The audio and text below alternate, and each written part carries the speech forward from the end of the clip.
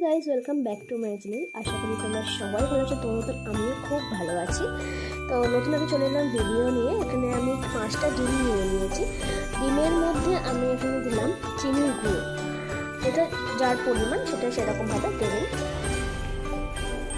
এটা ভালোভাবে চিনি দিয়ে ভালোভাবে ফেনা তুলে নিতে হবে, মানে একদম ঘেটে ঘেটে, যাতে পুরোটাই মিক্সড হয়ে যায়।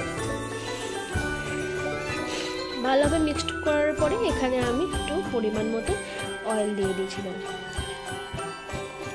সেটাকেও মিক্স করার পর এখানে দিয়েছিলাম কোকো পাউডার, বেকিং সোডা আর বেকিং পাউডার।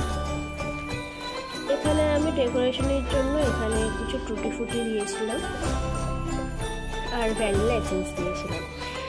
ভালোভাবে মিক্স করে নেওয়ার পর আমি একটা কন্টেনারের মধ্যে খবরের কাগজ দিয়ে অয়েল দিয়ে ভালোভাবে লাগিয়ে তার উপরে